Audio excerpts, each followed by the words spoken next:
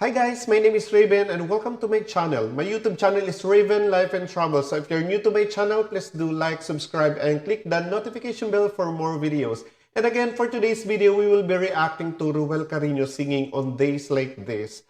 I think if I'm not mistaken, this one is a request from the audience of Itbulaga during the clone. So without further ado, let's go! Check it out!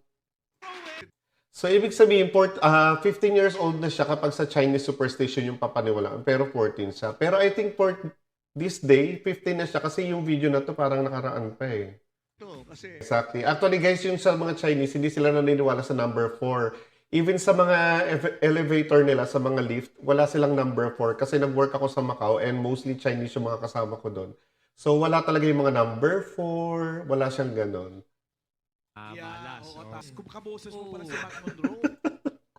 Totoo naman guys, di ba? Yung tulad yun na sinasabi ko lagi sa video ko, yung boses niya, parang sa edad niya na parang ang laki ng taong nandun sa loob ng katawan niya. Guys, so may segment din pala sila dito na after kumanta is pwede mag-request yung mga ode. Naman natin si Matt Monroe is sikat na sikat sa Philippines, especially dati. During late 80s, 90s to 2000, sikat pa rin siya eh. So ano yung favorite song niyo na kanta ni Matt Monroe? Comment down below. Kasi ako ang favorite ko sa kanya is yung Walk Away tsaka yung Born Free. So I think magre-react din tayo dyan.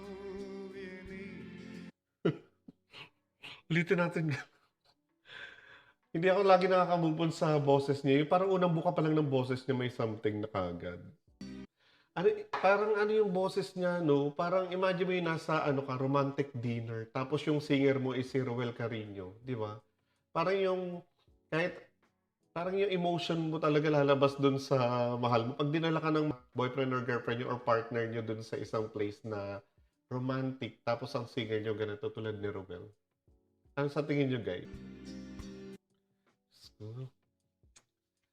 Kada nanonood ako ng video ni Ruel, okay pa ba kayo? Guys, pasensya na kayo kung pinopost natin kasi kailangan talaga natin mag-post ng video. It's for copyright issue. Kasi alam niyo naman, pati sila may siya si Rice na gano'n na lang doon.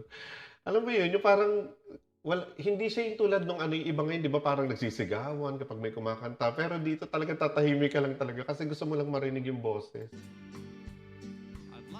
Itong On Days Like This, hindi ko siya masyado alam. Kumpara sa lahat ng mga kinanta ni Matt Monroe. Parang parang akong kinikilabutan sa boses. Totoo ka-voice na ka-voice siya. Amazing. Talagang amazing naman talaga si Romel. Again guys, hanggang doon na lang yung video natin. And kapag nagustuhan nyo yung video na to, please help me do like, subscribe, and click the notification bell. And also comment down below kung ano yung favorite song nyo na kanta ni Matt Monroe. And again, pasensya na kayo if nagpo-post ako ng mga clips sa video natin kasi kailangan natin talaga mag-post ng videos. And sa lahat ng mga nanonood, thank you. And sana sa mga hindi pa nagsasubscribe sa akin, please do like and subscribe. Again, my name is Raven. Bye-bye!